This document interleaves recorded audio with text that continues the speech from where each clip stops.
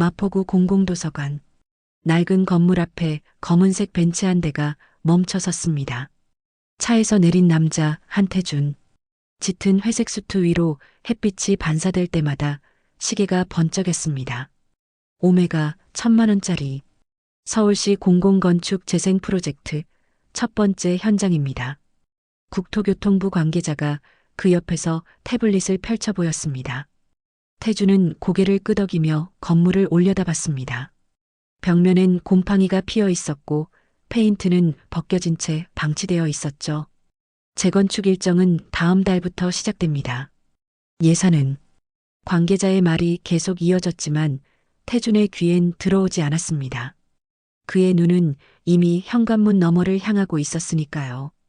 안으로 들어서자 공기가 달랐습니다. 오래된 종이 냄새와 습기, 그리고 사람 냄새. 복도를 지나 무료 열람실 앞에 섰을 때 누군가 다가왔습니다. 안녕하세요. 저는 이곳 사서예요. 중년 여성이 조심스레 말을 이었습니다. 이 건물이 재건축되면 이곳 분들은 어디로 가야 하나요? 태준이 눈썹을 찌푸렸습니다. 이곳 분들이요? 네. 여기 오시는 노숙인 분들이요. 이곳이 유일한 쉼터거든요.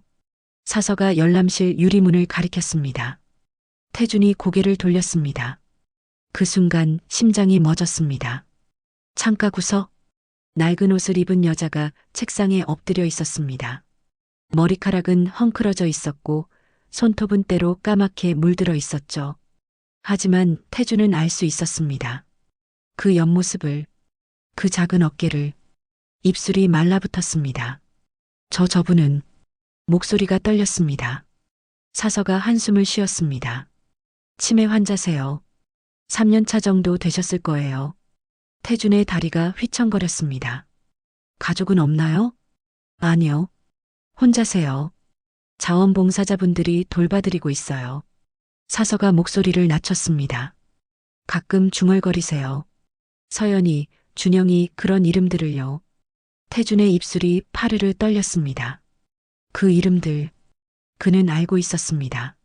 아니, 알아야만 했습니다. 하지만 14년간 그는 외면했습니다. 여자가 고개를 들었습니다. 멍한 눈동자가 태준을 스쳤습니다. 아무 빛도 없는 눈. 한때 그를 향해 웃어주던 그 눈이 이제는 아무것도 알아보지 못했습니다. 서연아. 여자의 입술이 움직였습니다.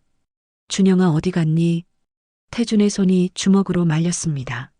손톱이 손바닥을 파고들었지만 아프지 않았습니다. 아픈 건 다른 곳이었으니까요. 관계자가 뒤에서 물었습니다. 대표님 괜찮으세요? 태준은 대답하지 않았습니다. 그저 그 여자를, 박은혜를 바라봤습니다. 한때 자신의 아내였던, 14년 전 자신을 버렸던, 그리고 지금 이 낡은 도서관 구석에서 세상에 잊혀진 채 살아가는 여자를. 태준은 천천히 발걸음을 돌렸습니다. 복도를 걸어 나왔습니다. 현관문을 열고 햇빛 아래 섰을 때 숨이 터져 나왔습니다. 차에 올라타 핸들을 붙잡았습니다. 손이 떨렸습니다. 운전석에 그대로 앉아 태준은 한참을 움직이지 못했습니다. 머릿속엔 은혜의 목소리가 맴돌았습니다. 서연아 준영아. 그 이름들이 가슴을 후벼 팠습니다. 태준은 고개를 떨구었습니다. 핸들 위로 떨어진 그림자가 길었습니다. 태준은 차에서 내렸습니다. 다시 도서관 안으로 들어갔죠. 복도 끝 사서가 서류를 정리하고 있었습니다. 저기요. 태준의 목소리가 낮았습니다. 사서가 고개를 들었습니다. 아까 그분 좀 더 여쭤봐도 될까요? 사서가 잠시 태준을 바라봤습니다. 뭔가를 눈치챈 듯한 표정이었죠. 혹시 아시는 분이세요? 태준은 대답 대신 고개를 돌렸습니다. 자식은 정말 없나요? 사서가 한숨을 쉬었습니다. 글쎄요. 확실하진 않아요. 서연이, 준영이 그 이름들을 자주 부르신다고 하셨죠? 네. 거의 매일이요. 특히 밤에. 사서가 창밖을 바라봤습니다. 가끔은 울면서 부르세요. 미안하다고, 엄마가 지켜주지 못했다고. 태준의 턱이 굳었습니다. 실제로 그런 자식들이 있는지는 모르겠어요. 치매 환자분들은 가끔 상상 속 사람을 떠올리기도 하시니까요. 언제부터 여기 계셨나요? 3년 정도 됐을 거예요. 처음엔 용산역 근처에서 노숙하시다가 자원봉사자분이 이곳으로 데려오셨대요. 3년. 그 시간이 태준의 가슴을 짓눌렀습니다. 감사합니다. 태준은 고개를 숙이고 밖으로 나왔습니다. 주차장으로 걸어가는 발걸음이 무거웠습니다. 차에 올라타 시동을 걸었지만 출발하지 못했습니다. 핸들을 붙잡은 채 그대로 멈춰 있었죠. 머릿속이 복잡했습니다. 14년. 그 긴 시간 동안 태주는 은혜를 찾지 않았습니다. 찾을 생각도 하지 않았죠. 아니, 애써 외면했습니다. 결혼 1년 후 받은 불임 진단. 그리고 6개월 뒤 은혜가 들고 온 초음파 사진. 쌍둥이예요. 우리 아기. 은혜의 목소리가 생생했습니다. 태주는 그 순간을 기억했습니다. 초음파 사진을 집어 던졌던 순간을. 이게 뭐야? 목소리가 떨렸습니다. 분노로. 누구 아기야? 대체 누구랑 잤어? 은혜가 고개를 저었습니다. 아니에요. 당신 아기예요. 거짓말하지 마. 태준이 소리쳤습니다. 의사가 뭐라고 했는데? 자연 임신 불가능하다고 했잖아. 검사해봐요. DNA 검사. 제발. 은혜가 울먹였습니다. 하지만 태준은 듣지 않았습니다. 배신했구나. 내가 믿었는데. 그날 밤 태준은 집을 나갔습니다. 호텔에서 사흘을 보냈죠. 돌아왔을 때 은혜는 사라진 뒤였습니다. 짐도 제대로 챙기지 못한 채 태준은 찾지 않았습니다. 어머니 한정희가 말했으니까요. 죄가 있으니까 도망간 거야. 다행이다. 저런 천한 여자 쫓아냈으니 그 말이 맞다고 생각했습니다. 은혜가 바람을 피웠고 거짓말로 자신을 속이려 했고 들키니까 도망간 거라고 태주는 그렇게 믿었습니다. 아니, 그렇게 믿어야만 했습니다. 그래야 자신의 선택이 정당해지니까요. 6개월 후 태주는 재혼했습니다. 국토교통부 고위 공무원의 딸 최유진과 결혼식은 화려했습니다. 평창동 호텔 300명의 하객. 태주는 웃었습니다. 행복한 척, 성공한 척. 밤마다 은혜 생각이 났지만 억눌렀습니다. 배신자를 생각할 필요 없어. 스스로에게 되뇌었습니다. 수없이 14년간. 하지만 지금 도서관 구석에서 은혜를 받습니다. 치매에 걸려 아무것도 기억하지 못하는 은혜를. 서연아 준영아. 그 이름들만 부르는 은혜를. 태준의 손이 떨렸습니다. 핸들을 움켜쥔 손마디가 하얗게 질렸죠. 기억은 사라져도 태준이 중얼거렸습니다. 사랑은 남는 건가? 은혜는 모든 걸 잊었습니다. 자신의 이름도, 나이도, 어디서 왔는지도. 하지만 단 하나 잊지 못한 게 있었습니다. 서연과 준영. 그 이름들. 만약 은혜가 정말 바람을 폈다면 그 아이들은 다른 남자의 자식일 텐데 왜 14년이 지난 지금까지 치매에 걸려서까지 그 이름을 부르는 걸까? 태준의 가슴속에 의문이 싹 텄습니다. 작지만 날카로운 의문이. 혹시 입술이 움직였습니다. 내가 틀렸던 걸까? 목소리가 갈라졌습니다. 용서받지 못해도 대답은 없었습니다. 속죄할 수 있을까? 차 안은 고요했고 태주는 그 고요 속에 갇혀 있었습니다. 한참 후 태주는 핸드폰을 꺼냈습니다. 비서실장에게 전화를 걸었죠. 박은혜라는 사람 알아봐요. 누구요? 내 전처. 전화 너머가 잠시 조용해졌습니다. 48세, 14년 전에 이혼. 그 뒤로 연락 끊겼어요. 알겠습니다. 시간 좀 걸릴 것 같은데요. 괜찮아요. 자세히 알아봐요. 전화를 끊었습니다. 태주는 백미러로 도서관을 바라봤습니다. 낡은 건물. 그 안에 은혜가 있었습니다. 여전히 창가에 앉아 멍하니 허공을 바라보고 있을 은혜가. 태주는 시동을 걸었습니다. 차가 천천히 움직였습니다. 도서관이 점점 멀어졌죠. 하지만 태준의 가슴속엔 무언가가 남아 있었습니다. 무겁고 차갑고 날카로운 무언가가 14년 동안 외면했던 진실이 이제 그를 따라오기 시작했습니다. 그날 밤 태준은 서재에 혼자 앉아 있었습니다. 창밖으로 평창동 야경이 보였습니다. 반짝이는 불빛들. 하지만 태준의 가슴속은 어두웠습니다. 시계가 자정을 넘겼습니다. 문이 열렸습니다. 은혜였습니다. 자기야. 은혜가 조심스럽게 다가왔습니다. 손에 따뜻한 차 한 잔을 들고 있었죠. 이거라도 마셔요. 태준은 쳐다보지도 않았습니다. 은혜가 책상 위에 찻잔을 놓았습니다. 괜찮아요. 우리 둘이서도 행복할 수 있어요. 태준의 턱이 굳었습니다. 입양해도 되고 아니면 그냥 둘이서 살아도. 나가줘. 태준의 목소리가 차가웠습니다. 당신 지금 혼자 있고 싶어? 은혜가 입술을 깨물었습니다. 미안해요. 제가 부족해서. 부족한 건 나야. 태준이 쏘아붙였습니다. 남자로서 가장 기본적인 것도 못하는 게 나라고.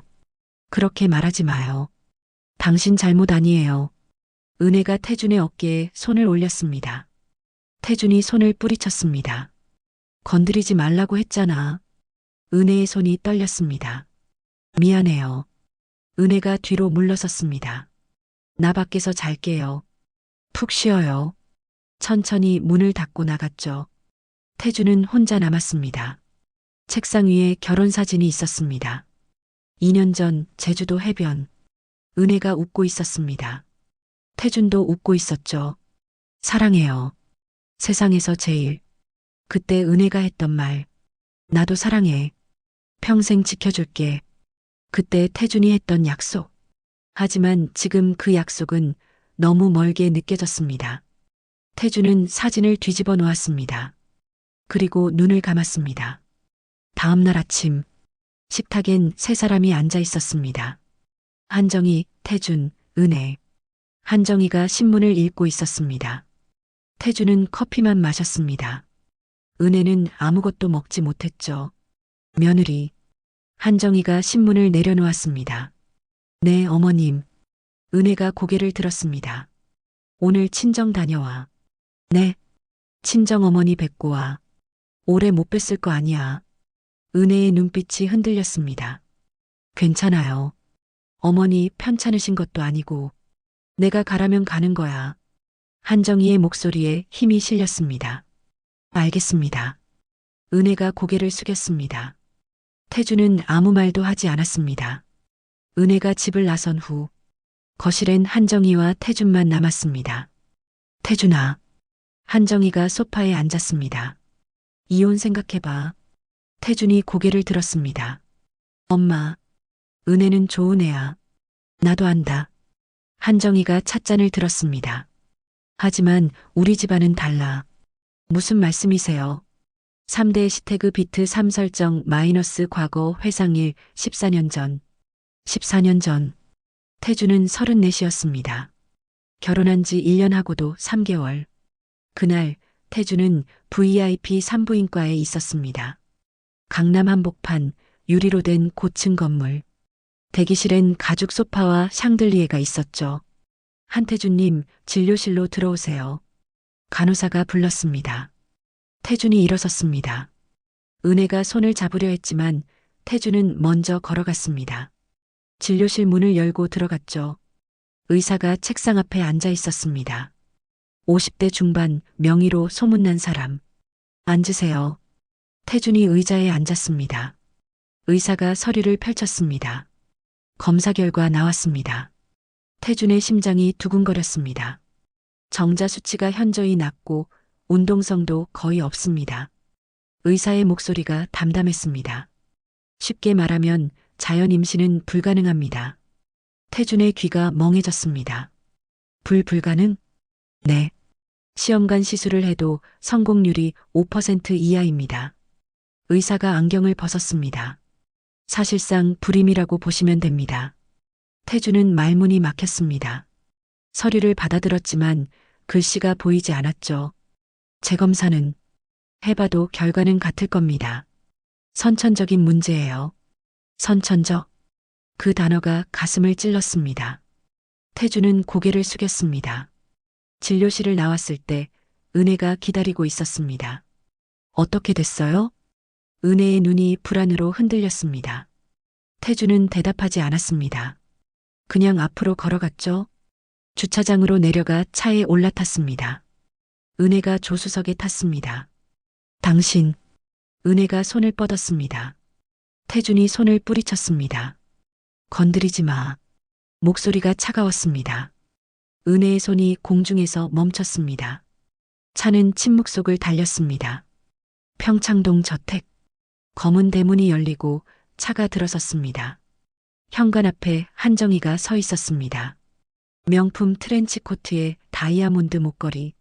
70이 다 되어가는 나이지만 자세는 꼿꼿했습니다. 태준이 차에서 내렸습니다. 한정희의 눈이 태준의 얼굴을 훑었습니다. 결과 어땠니? 물어볼 필요도 없다는 듯한 표정이었습니다. 태준은 대답하지 않았습니다. 한정희가 고개를 끄덕였습니다. 그래, 알겠다. 은혜가 차에서 내렸습니다. 한정희가 은혜를 보았습니다. 들어가 봐. 명령이었습니다. 은혜가 머뭇거렸습니다. 어서. 은혜가 고개를 숙이고 집 안으로 들어갔습니다. 거실에 혼자 남은 태준. 한정희가 다가왔습니다. 3대 독자인데. 한정희의 목소리가 낮았습니다. 할아버지 때부터 태원 건축을 일궈왔는데. 태준이 주먹을 쥐었습니다. 엄마가 처음부터 반대했잖니. 한정희가 소파에 앉았습니다. 카페 직원이랑 결혼한다고 했을 때 태준의 턱이 굳었습니다. 재벌 딸들 줄 섰는데 국회의원 딸, 대기업 상속녀들.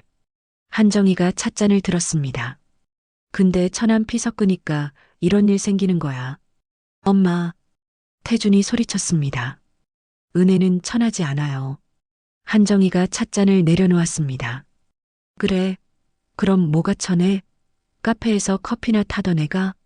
사랑했어요. 나는. 사랑? 한정희가 비웃었습니다. 사랑으로 애가 생기니? 사랑으로 회사가 커지니? 태주는 대답할 수 없었습니다. 한정희가 일어섰습니다. 이제 정신 차려. 이혼하고 제대로 된 사람 만나. 유진이 있잖아. 최유진. 국토교통부 차관 딸. 한정희가 태준의 어깨에 손을 올렸습니다. 아버지가 정부 프로젝트 다 따올 수 있어. 회사 규모 2배로 키울 수 있다고. 태준은 고개를 돌렸습니다. 하지만 한정희의 목소리는 계속 이어졌습니다. 은혜 같은 애는 위자료 주고 정리해. 깨끗하게. 그날 밤 태준은 서재에 혼자 앉아 있었습니다. 창밖으로 평창동 야경이 보였습니다. 반짝이는 불빛들. 하지만 태준의 가슴속은 어두웠습니다. 문이 열렸습니다. 은혜였습니다. 자기야. 은혜가 조심스럽게 다가왔습니다. 괜찮아요. 우리 둘이서도 행복할 수 있어요. 태준은 대답하지 않았습니다. 입양해도 되고 아니면 그냥 둘이서 살아도. 나가줘. 태준의 목소리가 차가웠습니다. 당신, 지금 혼자 있고 싶어? 은혜가 입술을 깨물었습니다. 천천히 문을 닫고 나갔죠. 태준은 혼자 남았습니다. 책상 위에 결혼사진이 있었습니다. 2년 전 제주도 해변. 은혜가 웃고 있었습니다. 태준도 웃고 있었죠. 하지만 지금 그 웃음은 너무 멀게 느껴졌습니다. 태준은 사진을 뒤집어 놓았습니다. 그리고 눈을 감았습니다. 밤은 깊어갔습니다. 6개월이 흘렀습니다. 그 6개월 동안 태준과 은혜 사이엔 벽이 생겼습니다. 보이지 않지만 단단한 벽. 태준은 회사 일에 몰두했습니다. 새벽에 나가 밤늦게 돌아왔죠. 은혜와 마주치는 시간을 최대한 줄였습니다. 은혜는 집에서 혼자 있었습니다. 한정희는 며느리에게 차갑게 대했고 파출부들도 눈치를 봤습니다. 그렇게 시간이 흘렀습니다. 그리고 그날이 왔습니다. 토요일 저녁, 태준이 퇴근해서 집에 들어섰을 때 거실에 불이 켜져 있었습니다. 식탁 위에 초가 켜져 있었죠. 은혜가 앞치마를 두르고 서 있었습니다. 왔어요? 은혜의 목소리가 떨렸습니다. 태준이 구두를 벗었습니다. 뭐야, 이거. 저녁 준비했어요. 같이 먹어요. 식탁엔 음식이 차려져 있었습니다. 된장찌개, 불고기, 나물 반찬들. 태준이 좋아하는 메뉴였죠. 배 안 고파. 태준이 계단으로 향했습니다. 잠깐만요. 은혜가 작은 상자를 꺼냈습니다. 리본으로 묶인 선물 상자. 이거 받아줘요. 태준이 멈춰섰습니다. 뭔데? 열어봐요. 태준이 상자를 받았습니다. 리본을 풀고 뚜껑을 열었죠. 안에 초음파 사진이 있었습니다. 태준의 손이 굳었습니다. 이게 뭐야? 쌍둥이에요. 은혜의 목소리가 떨렸습니다. 7주차. 우리 아기. 태준의 머릿속이 하얘졌습니다. 뭐라고? 기적이야. 의사가 1%도 안 된다고 했지만. 거짓말하지 마. 태준이 사진을 내던졌습니다. 사진이 바닥에 떨어졌죠. 거짓말 아니에요. 진짜예요. 은혜가 태준의 팔을 잡았습니다. 누구 아기야? 태준의 목소리가 차가웠습니다. 당신 아기예요. 우리 아기. 불가능하다고 했잖아. 의사가. 태준이 소리쳤습니다. 자연 임신 불가능. 선천적 불임. 하지만 기적이. 기적은 무슨. 태준이 은혜의 손을 뿌리쳤습니다. 대체 누구랑 잤어? 은혜의 얼굴이 창백해졌습니다. 뭐라고요? 내 아기일 리 없잖아. 누구야? 누구랑 바람 폈어? 미쳤어요? 나 당신밖에 없어요. 은혜가 울먹였습니다. 검사해봐요. DNA 검사. 제발. 검사는 무슨 검사? 태준이 식탁을 내려쳤습니다. 그릇들이 떨어져 깨졌습니다. 나 이미 다른 사람 있어. 은혜의 입술이 떨렸습니다. 뭐? 최유진. 국토부 차관 딸. 태준이 냉정하게 말했습니다. 재혼할 거야. 너랑 이혼하고. 은혜의 눈에서 눈물이 흘러내렸습니다. 거짓말이죠. 진심이야. 당신 나 사랑한다고 했잖아요. 사랑? 태준이 비웃었습니다. 날 배신한 여자를 어떻게 사랑해? 배신 안 했어요. 은혜가 소리쳤습니다. 이 아기 당신 아기라고요. 2층에서 발소리가 들렸습니다. 한정이었습니다. 계단을 내려오며 상황을 지켜봤죠. 역시 바람 피웠네. 한정이가 차갑게 말했습니다. 어머니, 아니에요. 진짜. 입 닥쳐. 한정이가 은혜를 노려봤습니다. 천한 계집이 감히 우리 집안을 우습게 봐? 저 정말. 태준아, 방 들어가. 한정이가 아들에게 말했습니다. 태준은 계단을 올라갔습니다. 뒤도 돌아보지 않았죠. 거실엔 한정이와 은혜만 남았습니다. 은혜가 무릎을 꿇었습니다. 어머님, 제발 믿어주세요. 일어나. 한정이가 소파에 앉았습니다. 바닥에 떨어진 초음파 사진이나 주워. 은혜가 떨리는 손으로 사진을 주었습니다. 내일 낮 12시. 반포 그랜드 호텔 라운지로 나와. 네. 이혼 조건 얘기할 거야. 한정이가 일어섰습니다. 안 나오면 더 곤란해질 거야. 알아들었지? 은혜는 대답할 수 없었습니다. 그날 밤 은혜는 잠을 이루지 못했습니다. 배를 감싸며 울었습니다. 미안해 아가들아. 쌍둥이. 자신의 뱃속에서 자라고 있는 생명. 태준의 아기. 분명 태준의 아기인데 왜 아무도 믿어주지 않는 걸까? 다음 날 낮 12시. 반포 그랜드 호텔. 은혜가 라운지에 들어섰습니다. 창가 자리에 한정이가 앉아 있었습니다. 앉아. 은혜가 맞은편에 앉았습니다. 한정이가 서류 봉투를 꺼냈습니다. 이혼 동의서야. 여기 서명해. 은혜가 고개를 저었습니다. 싫어요. 위자료 30억 줄게. 은혜의 눈이 커졌습니다. 돈 필요 없어요. 저는 태준 씨랑. 그럼 낙태해. 한정이가 차갑게 말했습니다. 뭐라고요? 그 아기 떼어내. 그럼 이혼 안 해도 돼. 은혜가 배를 감쌌습니다. 절대 안 해요. 그럼 이혼하든지. 둘 다 안 해요. 은혜가 소리쳤습니다. 주변 사람들이 쳐다봤습니다. 한정희가 미소 지었습니다. 그래, 그럼 어쩔 수 없지. 한정희가 일어섰습니다. 후회하지 마. 내가 기회 줬어. 그리고 떠났습니다. 은혜는 혼자 남았습니다. 떨리는 손으로 배를 쓰다듬었죠. 괜찮아, 엄마가 지켜줄게. 하지만 그날 저녁부터 이상한 일이 시작됐습니다. 저택으로 돌아온 은혜. 저녁 식사 시간. 한정희, 태준, 은혜가 식탁에 앉았습니다. 파출부가 음식을 날랐습니다. 며느리 많이 먹어. 한정희가 은혜 앞에 국을 놓았습니다. 은혜가 의아했습니다. 평소엔 차갑게 대하던 시어머니가 갑자기 친절했으니까요. 감사합니다. 은혜가 숟가락을 들었습니다. 국을 한 모금 떴습니다. 삼켰습니다. 몇 분 후 어지러움이 밀려왔습니다. 은혜가 이마를 짚었습니다. 괜찮아? 태준이 물었습니다. 배가 아파요. 은혜가 배를 감쌌습니다. 갑자기 속이 뒤틀렸습니다. 은혜가 입을 막고 화장실로 뛰어갔습니다. 변기에 엎드려 토했습니다. 구역질이 멈추지 않았죠. 한참 후에야 거실로 나왔습니다. 얼굴이 새하얗게 질려 있었습니다. 입덧인가 봐요. 은혜가 중얼거렸습니다. 하지만 뭔가 이상했습니다. 입덧치고는 너무 심했으니까요. 배가 쥐어짜듯 아팠습니다. 그날 밤 은혜는 통증에 잠을 이루지 못했습니다. 다음 날도 마찬가지였습니다. 저녁 식사만 하면 어지럽고 토했습니다. 3일째 되던 날, 나이든 파출부 할머니가 은혜에게 다가왔습니다. 사모님, 할머니가 목소리를 낮췄습니다. 조심하세요. 네, 저녁은 안 드시는 게 나을 것 같아요. 할머니의 눈빛이 심상치 않았습니다. 은혜의 등골이 서늘해졌습니다. 무슨, 쉿? 할머니가 주위를 살폈습니다. 저도 확실한 건 아니에요.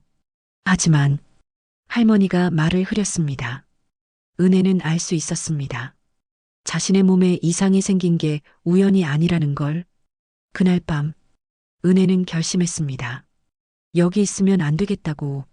아기들이 위험하다고. 새벽 3시 은혜는 조용히 짐을 쌌습니다. 옷 몇 벌, 통장, 현금. 배를 감싸며 중얼거렸습니다. 여기 있으면 위험해. 태준의 방 앞에 잠시 섰습니다. 문틈으로 빛이 새어나왔습니다. 은혜의 눈에서 눈물이 흘렀습니다. 미안해요, 이렇게밖에. 손을 뻗었다가 걷었습니다. 조용히 계단을 내려갔습니다. 현관문을 열었습니다. 차가운 새벽 공기가 얼굴을 때렸습니다. 은혜는 뒤도 돌아보지 않고 걸었습니다. 평창동 저택이 점점 멀어졌습니다. 그렇게 은혜는 사라졌습니다. 아침, 태준이 일어났습니다. 평소처럼 식탁으로 내려갔죠. 하지만 은혜가 없었습니다. 어머니, 은혜는요? 도망갔더라. 한정희가 신문을 읽으며 대답했습니다. 뭐라고요? 새벽에 짐 싸서 나갔대. 파출부들이 봤어. 태준의 가슴이 철렁했습니다. 왜요?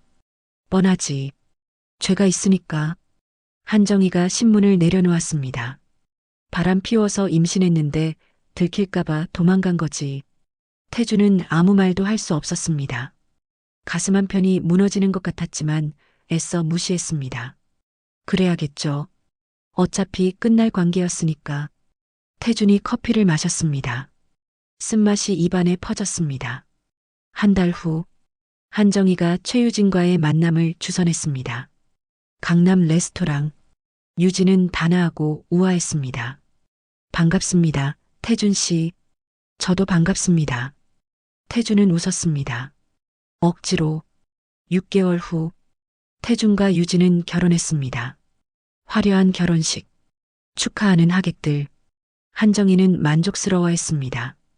태준은 웃었습니다. 하지만 그날 밤 혼자 남았을 때 태준은 창밖을 바라봤습니다. 은혜, 넌 날 배신했어. 중얼거렸습니다. 이게 내 길이야. 이게 맞는 거야. 스스로를 설득했습니다. 하지만 가슴 한구석엔 구멍이 뚫렸습니다. 메울 수 없는 구멍이. 은혜는 영등포의 반지하 방에 있었습니다. 보증금 300만 원, 월세 25만 원. 평창동 저택과는 너무 달랐죠. 창문으로 보이는 건 지나가는 사람들의 신발뿐이었습니다. 은혜가 가진 돈은 500만 원. 통장에 남아있던 전부였습니다. 이걸로 버텨야 해. 은혜가 배를 쓰다듬었습니다. 쌍둥이가 자라고 있었습니다. 며칠이 지났습니다. 몸이 조금씩 회복됐습니다. 저택에서 먹던 저녁 후의 증상들이 사라졌죠. 어지럼증도, 복통도.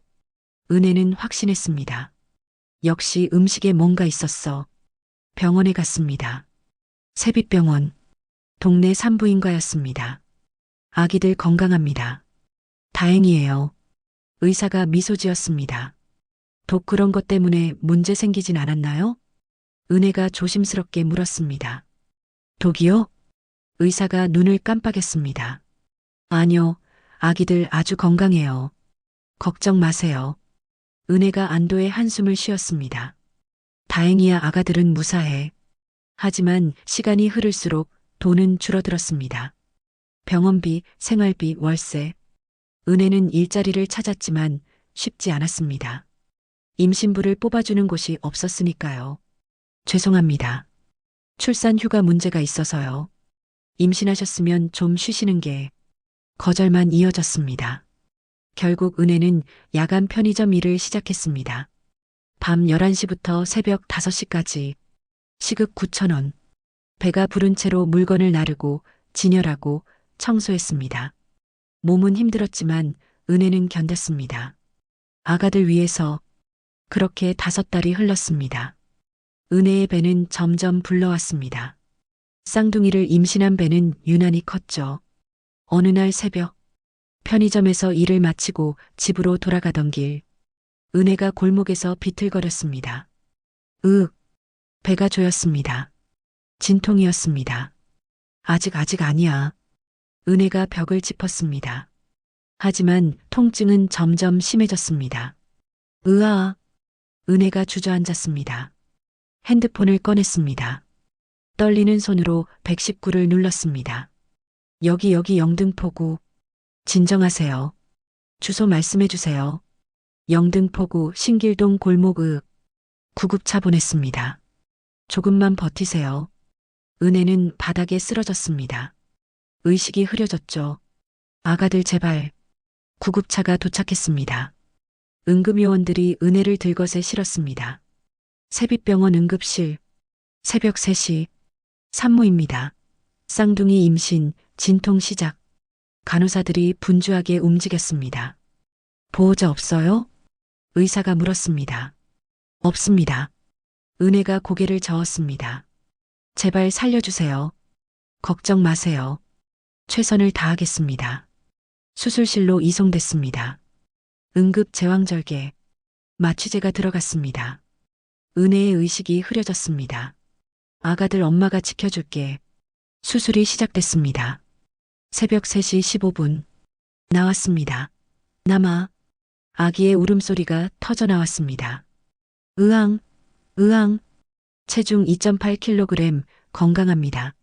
간호사가 아기를 닦아냈습니다. 2분 후, 새벽 3시 17분. 여아 나왔습니다. 또다시 울음소리. 으앙. 체중 2.6kg, 건강합니다. 의사가 미소 지었습니다. 축하합니다. 둘 다 건강해요. 그런데 수술 중 간호사장이 의사에게 쪽지를 건넸습니다. 의사의 얼굴이 굳었습니다. 쪽지를 읽더니 고개를 끄덕였죠. 남아를 다른 곳으로 이송합니다. 네. 젊은 간호사가 놀랐습니다. 지시대로 하세요. 의사가 낮은 목소리로 말했습니다. 남자 아기가 다른 방으로 옮겨졌습니다. 은혜는 몰랐습니다. 마취에서 깨어나지 못했으니까요. 회복실. 은혜가 천천히 눈을 떴습니다. 몸이 무거웠습니다. 깨어나셨네요. 간호사가 다가왔습니다. 제 아기는요? 은혜가 급하게 물었습니다. 간호사의 표정이 어두워졌습니다. 잠시만요. 의사 선생님 모셔올게요. 얼마 후 의사가 들어왔습니다. 박은혜님, 의사가 침대 옆에 앉았습니다. 제 아기들 어디 있어요? 은혜가 물었습니다. 의사가 한숨을 쉬었습니다. 딸은 건강합니다. 곧 안겨드릴게요. 아들은요? 은혜의 목소리가 떨렸습니다. 의사가 고개를 숙였습니다. 아드님은 심장이 뛰지 않았습니다. 은혜의 세상이 무너졌습니다. 뭐라고요? 태어났을 때 이미. 거짓말이에요. 은혜가 소리쳤습니다. 분명 울음소리 들었어요. 으앙하고. 그건 일시적인 반응이었습니다. 의사가 말했습니다. 심장이 뛰지 않았어요. 사산입니다. 안 돼. 은혜의 눈에서 눈물이 쏟아졌습니다. 아들은 어디 있어요? 보여주세요. 유감이지만 병원 규정상 화장 처리됩니다. 안 돼. 안 돼요. 은혜가 침대에서 일어나려 했습니다. 간호사가 말렸습니다. 안정하셔야 해요. 지금 움직이시면 내 아들 보여달라고요. 은혜가 울부짖었습니다. 하지만 아무도 들어주지 않았습니다. 결국 은혜에게 안겨진 건 딸뿐이었습니다. 작고 따뜻한 아기. 으응. 아기가 작게 소리를 냈습니다. 은혜가 아기를 안았습니다. 눈물이 멈추지 않았습니다. 미안해 오빠. 은혜가 중얼거렸습니다. 엄마가 독 먹어서. 자책이 밀려왔습니다. 평창동에서 먹었던 그 음식들. 그것 때문에 아들이. 은혜는 자신을 용서할 수 없었습니다. 서연아. 은혜가 딸의 이름을 지었습니다. 서연이 엄마가 잘 키울게. 오빠 목까지 사랑해줄게. 눈물이 아기 얼굴에 떨어졌습니다. 숨겨진 진실. 그 시각. 병원 지하. 남자 아기가 인큐베이터에 누워 있었습니다. 건강하게 숨쉬고 있었죠. 으앙. 작은 울음소리. 검은 옷을 입은 여자가 들어왔습니다. 한정희가 보낸 사람이었습니다. 유모 자격증을 가진 전문가. 이 아기죠? 여자가 아기를 안아 올렸습니다. 간호사장이 고개를 끄덕였습니다. 네. 1개월 후에 연락드리겠습니다. 여자가 돈 봉투를 건넸습니다. 수고하셨습니다. 간호사장이 봉투를 받았습니다. 여자는 아기를 안고 병원을 빠져나갔습니다. 검은 세단이 대기하고 있었죠. 차가 출발했습니다. 아기는 울었습니다. 엄마를 찾으며. 하지만 엄마는 회복실에서 딸을 안고 울고 있었습니다. 아들이 죽었다고 믿으며. 사흘 후 은혜가 퇴원했습니다. 병원비 350만 원. 남은 돈 130만 원. 은혜는 서연을 안고 반지하로 돌아왔습니다. 방은 차가웠습니다. 보일러를 틀 돈도 아까웠죠. 서연아. 은혜가 아기를 품에 안았습니다. 우리 둘이서 잘 살자. 엄마가 꼭 지켜줄게. 창밖으론 사람들의 발소리만 들렸습니다. 은혜는 홀로 남았습니다. 딸 하나와 함께. 아들은 영영 만날 수 없다고 믿으며. 하지만 진실은 달랐습니다. 아들은 살아 있었습니다. 어딘가에서 숨쉬고 있었죠. 은혜가 모르는 곳에서. 한 달이 흘렀습니다. 은혜의 몸은 회복됐지만 마음은 회복되지 않았습니다. 매일 밤 서연을 안고 울었죠. 오빠 미안해. 서연은 건강하게 자랐습니다. 하지만 은혜는 힘들었습니다. 혼자 아기를 돌보는 게 버거웠으니까요. 밤에 서연이 울면 은혜도 같이 울었습니다. 돈은 계속 줄어들었습니다. 분유가, 기저귀가, 월세. 남은 돈은 50만 원도 채 안 됐습니다. 어느 날 이웃 할머니가 찾아왔습니다. 애 키우기 힘들지? 할머니가 서연을 내려다봤습니다. 괜찮아요. 은혜가 억지로 웃었습니다. 거짓말. 얼굴에 다 써 있어. 할머니가 쪽지를 건넸습니다. 여기 가봐. 미혼모 시설이야. 저는 미혼모가 아니에요. 은혜가 고개를 저었습니다. 남편은 어딨는데? 은혜는 대답할 수 없었습니다. 마찬가지야. 혼자 키우는 거. 할머니가 은혜의 어깨를 두드렸습니다. 분유도 얻을 수 있고 같은 처지 엄마들도 있어. 가봐. 며칠 후 은혜는 시설을 찾아갔습니다. 새빛 미혼모 센터, 낡은 2층 건물이었습니다. 은혜가 서연을 안고 문을 열었습니다. 어서 오세요. 중년 여자가 반겼습니다. 시설장이었죠. 처음 오셨어요? 내 이웃분이 소개해 주셔서. 앉으세요. 차 한 잔 드릴게요. 시설장이 따뜻한 차를 내왔습니다. 혼자 키우시나 봐요? 네. 은혜가 고개를 숙였습니다. 힘들죠? 다들 그래요. 시설장이 미소 지었습니다. 여긴 같은 처지 엄마들끼리 서로 도와요. 분유도 나눠드리고 아기 옷도 입고 감사합니다. 은혜의 눈에 눈물이 맺혔습니다. 여기 자주 오세요. 혼자 견디면 무너져요. 시설장이 은혜의 손을 잡았습니다. 은혜는 그날부터 일주일에 한두 번 시설을 찾았습니다. 다른 엄마들과 이야기도 나누고 분유도 얻었죠. 조금씩 위로가 됐습니다. 나만 힘든 게 아니구나. 그렇게 또 한 달이 흘렀습니다. 어느 토요일 오후, 은혜는 평소처럼 시설을 찾았습니다. 서연을 안고 문을 열었죠. 그런데 시설장이 급하게 나왔습니다. 은혜 씨, 잘 됐어요. 와줘요. 무슨 일이에요? 이쪽으로요. 시설장이 은혜를 현관 쪽으로 데려갔습니다. 현관 앞, 바구니 하나가 놓여 있었습니다.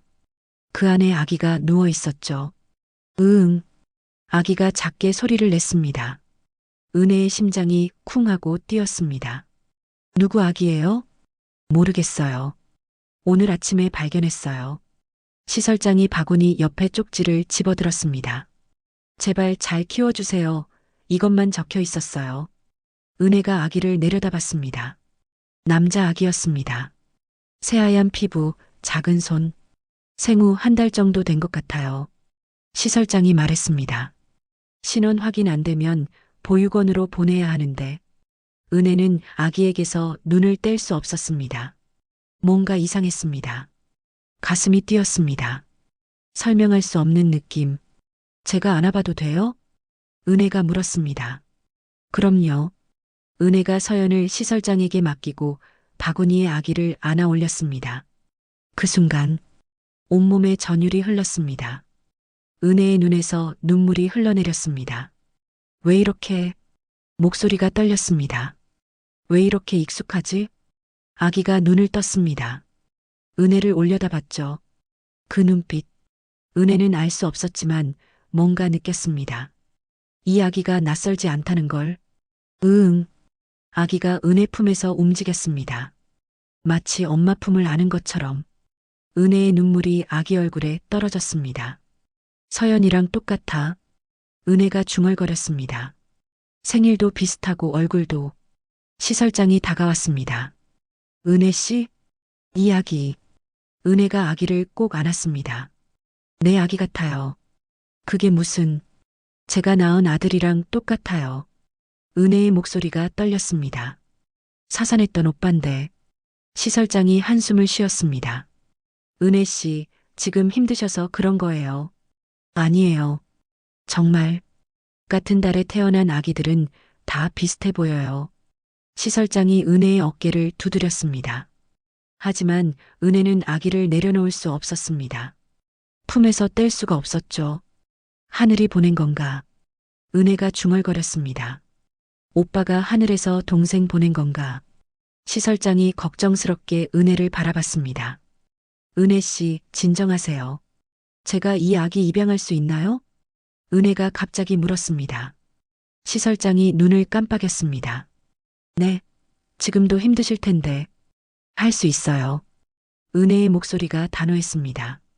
이 아기 운명 같아요. 은혜 씨, 제발이요. 은혜가 시설장을 올려다봤습니다. 이 아기 보육원 보내지 마세요. 시설장이 깊은 한숨을 쉬었습니다. 입양 절차가 있어요. 시간이 걸릴 거예요. 기다릴게요. 정말 괜찮겠어요? 서연이도 있는데. 괜찮아요. 은혜가 아기를 꼭 안았습니다. 이 아기 제 아들 같아요. 시설장은 더 이상 말리지 않았습니다. 한 달 반이 흘렀습니다. 입양 절차가 완료됐습니다. 은혜는 아기에게 이름을 지어줬습니다. 준영아. 은혜가 아기를 안고 중얼거렸습니다. 박준영. 내 이름이야. 엄마 왔어. 반지하 방. 은혜가 준영을 안고 들어왔습니다. 서연이 요람에서 자고 있었죠. 은혜는 준영을 서연 옆에 눕혔습니다. 두 아기가 나란히 누웠습니다. 우리 셋이서 잘 살자. 은혜가 두 아기를 번갈아 보며 눈물을 흘렸습니다. 오빠 혹시 하늘에서 동생 보낸 거야? 미안해 엄마가 못 지켜줘서. 이 아기라도 잘 키울게. 준영은 울지 않았습니다. 엄마 품에 안겨서. 서연이 깼습니다. 으응. 서연이 옆에 준영을 봤습니다. 두 아기가 눈을 마주쳤습니다. 그리고 동시에 미소 지었습니다. 은혜가 그 모습을 보며 울었습니다. 고마워 하늘이. 이렇게라도 함께할 수 있게 해줘서. 밤이 깊어갔습니다. 반지하 방엔 세 사람이 있었습니다. 엄마와 두 아기. 가난했지만 함께였습니다. 은혜는 몰랐습니다. 이 아기들과 함께할 시간이 얼마 남지 않았다는 걸. 11년 후 비극이 찾아올 거라는 걸. 하지만 지금 이 순간만큼은 은혜는 행복했습니다. 두 아기를 안고 잠들었습니다. 사랑의 서연아, 준영아. 엄마가 지켜줄게 평생. 창밖으론 첫눈이 내렸습니다. 하얀 눈이 반지하 창문을 덮었습니다. 세상은 차가웠지만 그 방 안만큼은 따뜻했습니다. 시간이 흘렀습니다.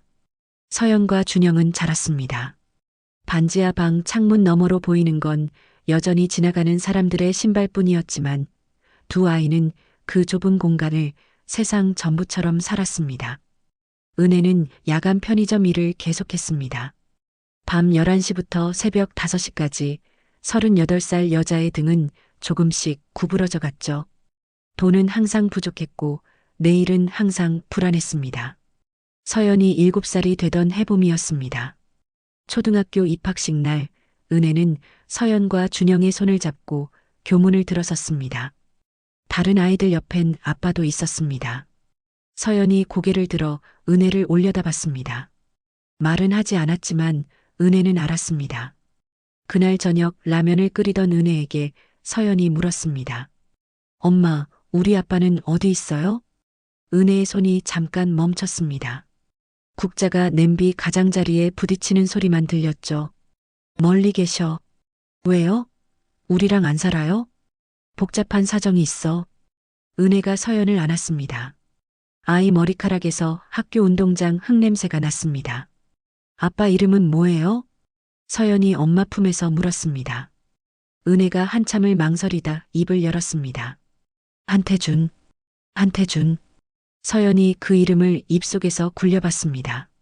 처음 만지는 구슬처럼 낯설었죠. 연락하면 안 돼. 절대로. 은혜의 목소리가 낮아졌습니다. 네. 서연은 더 묻지 않았습니다.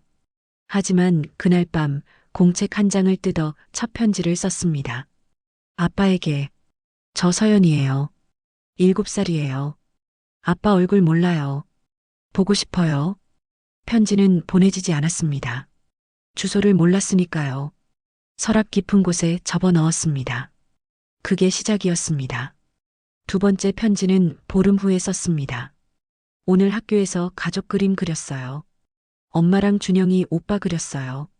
아빠는 얼굴 몰라서 상상으로 그렸어요. 멋있게요. 세 번째, 네 번째, 다섯 번째. 편지는 계속 늘어났습니다. 서연은 아무에게도 말하지 않았습니다. 준영에게도 은혜에게도. 밤마다 혼자 책상 앞에 앉아 쓰는 시간이 서연의 비밀이었습니다. 서연이 10살이 되던 해였습니다. 반지하에서 종로 쪽방으로 이사했습니다. 더 좁았고 화장실은 복도 끝에 있었습니다. 하지만 월세가 15만 원이었습니다. 엄마, 여기 너무 좁아. 준영이 투덜거렸습니다. 참아. 조금만. 은혜의 목소리엔 미안함이 배어 있었습니다. 서연은 아무 말도 하지 않았습니다. 그날 밤 10번째 편지를 썼습니다. 아빠, 우리 이사 왔어요. 쪽방이에요. 엄마가 매일 밤늦게 들어와요. 힘들어 보여요. 아빠는 뭐 하고 계세요? 서연은 궁금했습니다. 한태준이라는 이름의 남자가 어떤 사람인지, 어디서 무엇을 하며 사는지, 왜 자신들을 찾지 않는지. 어느 날 친구 따라간 PC방에서 서연은 검색창에 아빠 이름을 쳤습니다. 손가락이 떨렸습니다. 엔터를 누르는 순간 심장이 뛰었죠. 화면에 사진이 떴습니다. 태원건축 대표 한태준. 정장을 입은 남자가 건물 앞에 서 있었습니다. 멋있어 보였습니다. 서연은 화면을 한참 들여다봤습니다. 이 사람이 우리 아빠구나. 집으로 돌아와 15번째 편지를 썼습니다.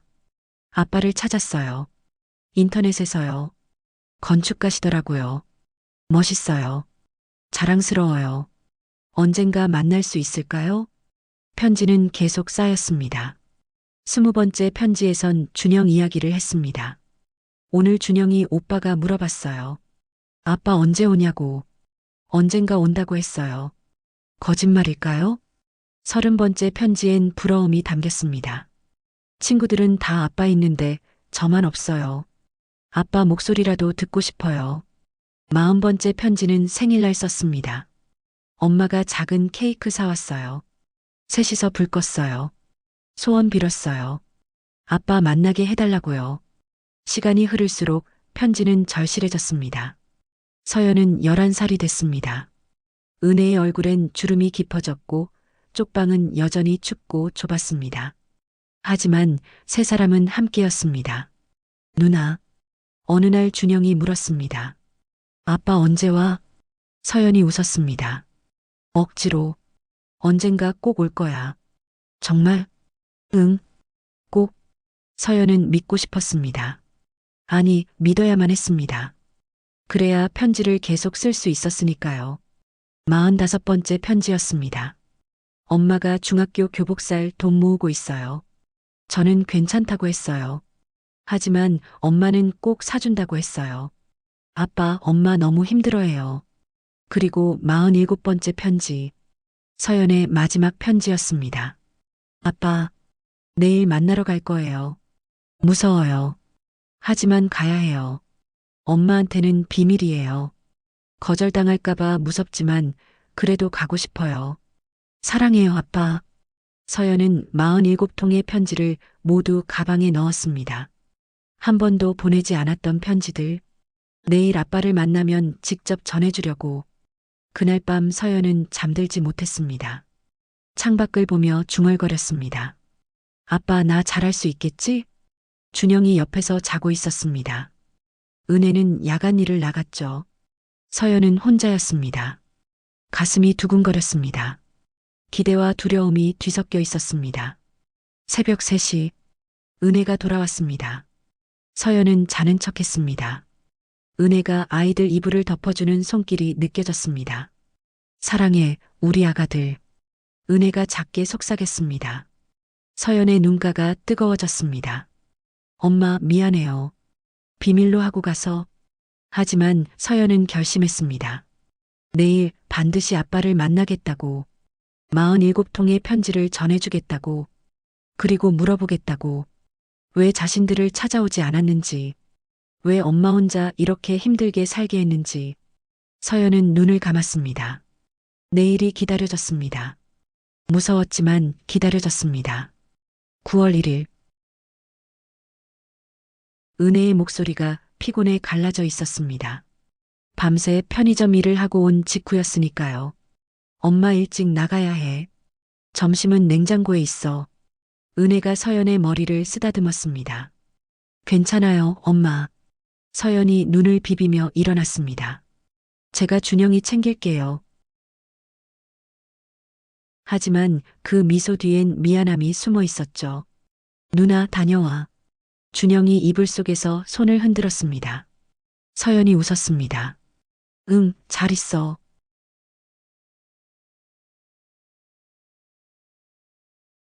종이의 감촉이 낯설지 않았습니다.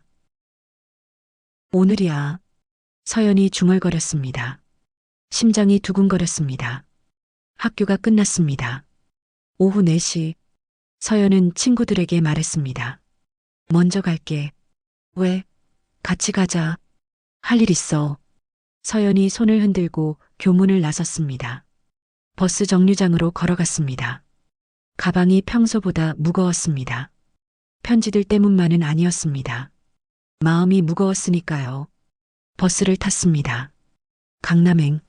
창밖 풍경이 바뀌었습니다. 쪽방촌의 낡은 건물들이 사라지고 높은 빌딩들이 나타났습니다. 서연은 창에 비친 자신의 얼굴을 봤습니다. 교복이 낡아 보였습니다. 신발도 닳았죠. 아빠가 날 부끄러워하진 않을까? 불안이 밀려왔습니다. 하지만 고개를 저었습니다. 아니야. 괜찮아. 서초역에서 내렸습니다. 인터넷으로 미리 찾아둔 주소를 따라 걸었습니다. 태원건축 본사. 30층짜리 유리 건물이 눈앞에 나타났습니다. 서연의 입이 벌어졌습니다. 와. 햇빛이 유리에 반사돼 눈이 부셨습니다. 건물 앞엔 분수대가 있었고 깔끔한 정원이 펼쳐져 있었습니다. 서연은 건물 맞은편 벤치에 앉았습니다. 가방에서 편지 봉투를 꺼내 무릎 위에 올려놓았습니다. 조금만 기다리면 나오시겠지. 시계를 봤습니다. 오후 5시, 저녁 6시쯤 퇴근하실 거라고 생각했습니다. 서연은 기다렸습니다. 사람들이 건물을 드나들었습니다. 모두 정장을 입고 있었고 멋있어 보였습니다. 저 중 한 명이 아빠일까? 서연은 한 명 한 명 얼굴을 살폈습니다. 인터넷에서 봤던 사진을 떠올리며 오후 6시 사람들이 쏟아져 나오기 시작했습니다. 퇴근 시간이었습니다. 서연의 심장이 빨리 뛰었습니다. 손에 땀이 났습니다. 그때였습니다. 검은색 SUV 한 대가 건물 주변을 천천히 맴돌기 시작했습니다. 서연은 눈치채지 못했습니다. 그저 건물 입구만 바라봤으니까요. 차 안에는 남자가 있었습니다. 40대, 무표정한 얼굴. 김동철이었습니다. 태원 건축 현장 기사. 그는 서연을 보고 있었습니다. 핸드폰을 꺼내 전화를 걸었습니다. 회장님, 아이 확인했습니다. 전화 너머에서 한정희의 목소리가 들렸습니다. 확실해? 네. 사진과 일치합니다. 알았어. 진행해. 전화가 끊겼습니다. 김동철이 시동을 껐습니다. 기다렸습니다. 오후 6시 30분. 서연의 핸드폰이 울렸습니다. 은혜였습니다. 여보세요? 서연아, 어디야? 은혜의 목소리가 걱정스러웠습니다. 친구 집이요. 서연이 거짓말했습니다. 조금 이따 갈게요. 밥은 먹었어? 네, 먹었어요. 그래, 늦지 마. 위험해. 네, 엄마. 전화를 끊었습니다. 서연의 가슴이 아팠습니다. 엄마에게 거짓말한 게. 하지만 오늘은 어쩔 수 없었습니다. 바로 그때였습니다. 건물 정문이 열렸습니다. 남자 한 명이 나왔습니다. 회색 수트, 똑바른 자세. 서연의 심장이 멎었습니다. 인터넷에서 봤던 그 사람이었습니다. 한태준, 아빠였습니다. 서연이 벌떡 일어났습니다. 저기요. 목소리를 냈지만 태준은 듣지 못했습니다. 거리가 멀었고 주변이 시끄러웠으니까요. 태준이 주차장 쪽으로 걸어갔습니다. 서연이 뛰기 시작했습니다. 가방을 메고 편지 봉투를 손에 쥐고 횡단보도까지 달렸습니다. 신호등이 빨간불이었습니다. 하지만 차들이 멈춰 있었습니다. 지금 건너면 돼. 서연이 횡단보도에 발을 디뎠습니다. 바로 그 순간이었습니다. 왼쪽에서 엔진 소리가 들렸습니다. 굉음이었습니다. 서연이 고개를 돌렸습니다. 검은 SUV가 돌진하고 있었습니다. 브레이크를 밟지 않았습니다. 오히려 가속하고 있었죠. 운전석의 남자와 눈이 마주쳤습니다. 김동철이었습니다. 그는 웃고 있었습니다. 서연의 온몸이 굳었습니다. 시간이 느려졌습니다. 편지 봉투가 손에서 미끄러졌습니다. 공중에서 펄럭였죠. 쾅! 충격이 왔습니다. 서연의 몸이 공중으로 떠올랐습니다. 세상이 빙글빙글 돌았습니다. 하늘이 보였습니다. 구름이 흘러가고 있었습니다. 그리고 낙하했습니다. 아스팔트에 떨어졌습니다. 둔탁한 소리가 났습니다. 깍! 누군가 비명을 질렀습니다. 사람들이 몰려들었습니다. 서연은 누워 있었습니다. 몸이 움직이지 않았습니다. 통증이 느껴지지 않았습니다. 다만 차갑기만 했습니다. 47통의 편지가 바람에 날렸습니다. 흩어졌습니다. 도로 위로, 인도 위로 하얀 종이들이 흩날렸죠. 서연의 시야가 흐려졌습니다. 누군가 소리쳤습니다. 119 불러. 애가 숨 쉬어요? 서연은 입술을 움직였습니다. 소리는 나오지 않았지만 아빠, 눈물이 흘렀습니다. 보고 싶었는데 편지 한 장이 서연의 얼굴 옆에 떨어졌습니다. 첫 번째 편지였습니다. 아빠에게. 저 서연이에요. 바람이 그 편지를 다시 날렸습니다. 멀리 멀리. 서연의 눈꺼풀이 무거워졌습니다. 감겼습니다. 엄마. 마지막 한마디였습니다. 준영이. 그리고 의식이 꺼졌습니다. 구급차 사이렌이 멀리서 들렸습니다. 점점 가까워졌습니다. 하지만 서연에게는 들리지 않았습니다. 검은 SUV는 이미 사라진 뒤였습니다. 김동철은 도망쳤습니다. 아무도 번호판을 기억하지 못했습니다. 너무 빨랐으니까요. 주차장에 도착한 태주는 아무것도 몰랐습니다. 차에 올라타 시동을 걸었습니다. 라디오에서 음악이 흘러나왔습니다. 태주는 핸들을 잡고 출발했습니다. 평범한 퇴근길이었습니다. 도로 위에 흩어진 편지들도 보지 못했습니다. 아빠에게라고 적힌 종이들도 그는 그냥 지나쳤습니다. 자신의 딸이 100m 뒤에서 죽어가고 있다는 걸 모른 채 병원 응급실, 의료진이 서연을 들것에 실었습니다. 혈압 떨어지고 있습니다. 뇌출혈 심각합니다. 보호자 연락. 간호사가 서연의 주머니를 뒤졌습니다. 학생증이 나왔습니다. 그리고 핸드폰, 엄마라고 저장된 번호에 전화를 걸었습니다. 몇 번의 신호음 후, 여보세요? 은혜의 목소리가 들렸습니다. 박은혜 님이신가요? 간호사가 물었습니다. 네, 그런데요. 따님 박서연 양이 교통사고로. 전화기가 바닥에 떨어졌습니다. 은혜의 비명이 들렸습니다. 그 비명은 편의점 안을 가득 채웠습니다. 세상이 무너지는 소리였습니다. 은혜와 준영이 택시에서 내렸습니다. 세빛병원 응급실. 은혜의 다리가 휘청거렸습니다. 준영이 엄마 손을 꽉 잡았습니다. 11살 소년의 손이 떨리고 있었죠. 누나 괜찮죠? 준영의 목소리가 갈라졌습니다. 은혜는 대답할 수 없었습니다. 입술만 파르르 떨릴 뿐. 응급실 문을 열고 들어섰습니다. 간호사가 달려왔습니다. 박서연 양 보호자세요? 네, 제 딸이요. 은혜의 목소리가 흔들렸습니다. 이쪽으로 오세요. 복도를 따라 걸었습니다. 발걸음이 무거웠습니다. 한 걸음 한 걸음이 영원처럼 느껴졌죠. 수술실 앞. 빨간 불이 켜져 있었습니다. 지금 응급수술 중입니다. 간호사가 말했습니다. 상태가 어떻게? 은혜가 간신히 물었습니다. 간호사가 고개를 숙였습니다. 뇌출혈이 심각합니다. 최선을 다하고 있습니다. 은혜의 무릎이 꺾였습니다. 주저앉았습니다. 바닥이 차갑게 느껴졌습니다. 엄마. 준영이 엄마를 안았습니다. 11살 소년이 40살 여자를 안았습니다. 괜찮을 거예요.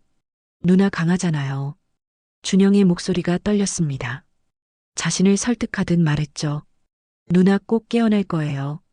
은혜는 아무 말도 할 수 없었습니다. 그저 준영을 꼭 안고 있었습니다. 두 사람은 바닥에 앉아 기다렸습니다. 수술실 빨간 불을 바라보며 1시간이 지났습니다. 2시간이 지났습니다. 복도 시계 초침 소리만 들렸습니다. 똑딱 똑딱. 시간이 흘렀지만 멈춰 있는 것 같았습니다. 준영이 벽에 기대 앉아 있었습니다. 눈은 감고 있었지만 잠들지 못했습니다. 입술을 깨물고 있었죠. 은혜는 두 손을 모았습니다. 기도했습니다. 제발 제발. 중얼거렸습니다. 서연아 엄마야 깨어나야 해. 눈물이 멈추지 않았습니다. 새벽 2시 수술실 문이 열렸습니다. 의사가 나왔습니다. 마스크를 벗었습니다. 표정이 어두웠습니다. 은혜와 준영이 벌떡 일어났습니다. 선생님, 은혜가 떨리는 목소리로 물었습니다. 의사가 깊은 한숨을 쉬었습니다. 최선을 다했습니다만 그 한마디에 은혜의 세상이 무너졌습니다. 뇌출혈이 너무 심각했습니다. 지금 어떤 상태예요? 뇌사 상태입니다. 뇌사. 그 단어가 은혜의 귀를 때렸습니다. 아니에요, 아니에요. 은혜가 고개를 저었습니다. 거짓말이죠. 유감입니다. 하지만 살릴 수 있잖아요. 다시 수술하면 되잖아요. 은혜가 의사의 팔을 붙잡았습니다. 제발요, 제발. 의사가 은혜의 손을 잡았습니다. 정말 죄송합니다. 은혜가 주저앉았습니다. 바닥에 쓰러졌습니다. 울음소리가 복도를 채웠습니다. 서연아, 서연아. 준영이 벽에 기댔습니다. 11살 소년의 다리가 떨렸습니다.